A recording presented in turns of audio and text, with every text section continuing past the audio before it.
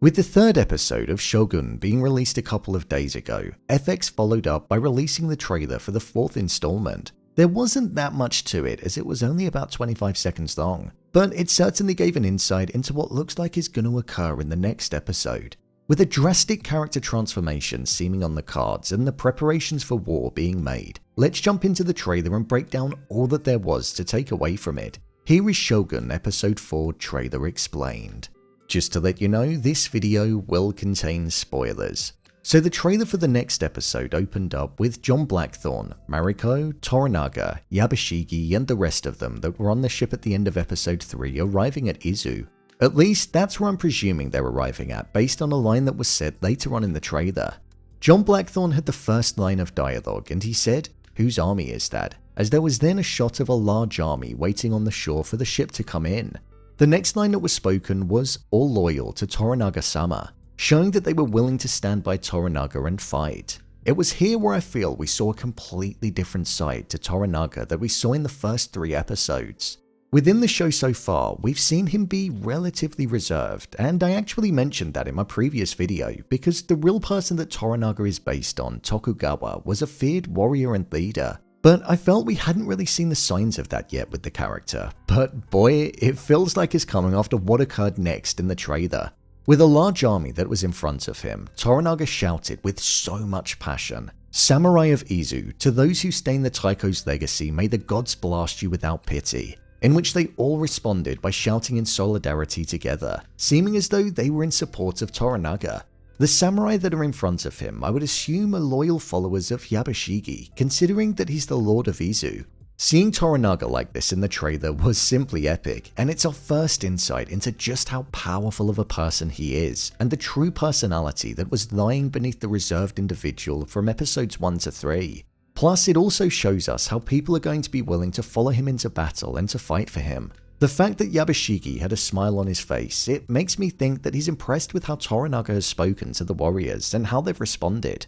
There was also a shot of John Blackthorne looking on, and like how we've seen him respond to everything that he sees for the first time in Japan, especially when related to the culture and the people, he looked in awe of it. We saw him have this kind of look when Yabushige was going to turn the sword on himself and was going to choose to die when struggling in the sea. And also when Toda Buntaro was prepared to face off against several enemy opposition when he was severely outnumbered, knowing full well that he'd most likely be killed.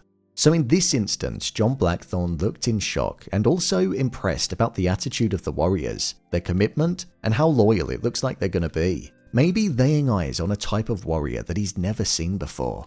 The next part of the trailer was then centered around a completely different section. It seemed like they were still in Izu, but this just had Mariko and John Blackthorne together, maybe the first evening after they arrived.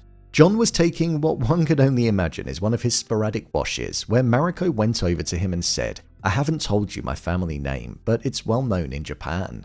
So far, we still don't actually know that much about Mariko, and we seem to be learning more and more as each episode goes on as we get drip-fed new information and just see how she interacts with other characters. Whilst in the trailer it feels like it's insinuating that she could be descendants from a powerful family or dynasty, I don't feel that's going to be the case.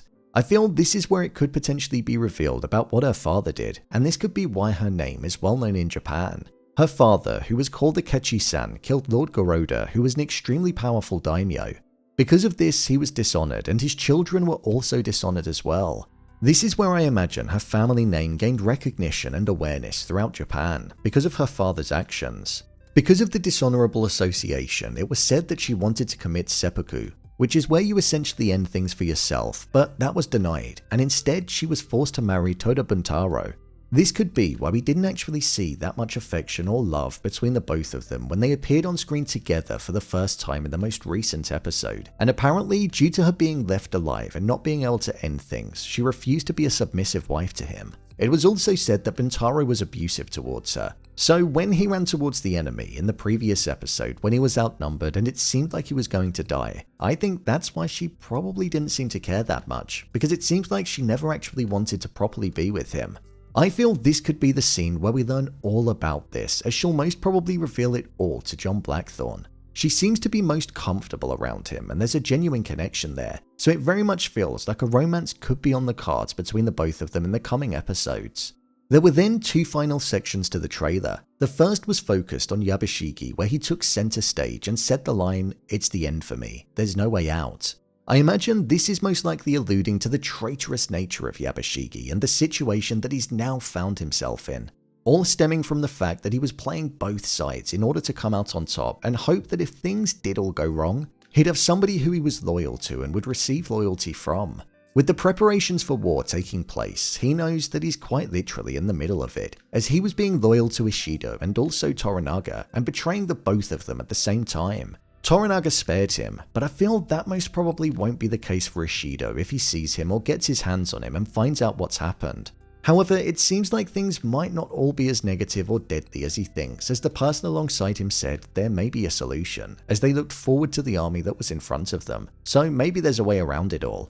This was then paired with the final part of the trailer, which was centered around John Blackthorne in front of some samurai, where it looked like he was training them and introducing them to weapons of the West, like how Toranaga wanted him to. Toranaga most probably wants this skill set in his arsenal because he'll be hoping that it will give him the upper hand when against the Western army of Ishido, as they won't have any experience in this in coming up against this type of weapon in battle.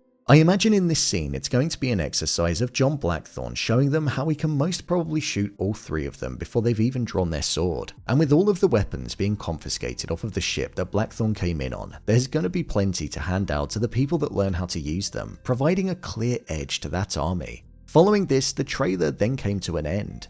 When looking at the synopsis for the next episode, it's described as Blackthorne and Mariko test their new alliance as they train Toranaga's gun regiment for war, and Yabushige must navigate his past promises to Ishido when an old friend comes to the village. So it does seem like all what was mentioned did appear in the trailer. The title of the episode is The Eightfold Fence, and whilst its importance hasn't been delved into just yet, I feel there are a couple of different things that it could mean. The first is that there's something called the Eightfold Path, which is a path that Buddhists follow which allow them to end suffering. The 8 different actions are important as it will determine what they are born as in their next life. So I wonder if that has anything to do with it. Maybe Yabushige's traitorous side could be connected to that. Or there is something called Japan's Eightfold Fence, which was a time where Japan celebrated having an Eightfold Fence, which meant that the nation was separated from other lands and people. With John Blackthorne being there and there being opportunities for trade with other nations which could be on the horizon, Toranaga could be looking to break down what is defined as an Eightfold Fence, as it seems like only the Portuguese are benefiting from the trade in Japan, as was mentioned at the start of the first episode.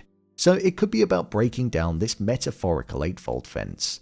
There are only 2 guesses at the moment, but I'm sure all will be revealed in the next episode.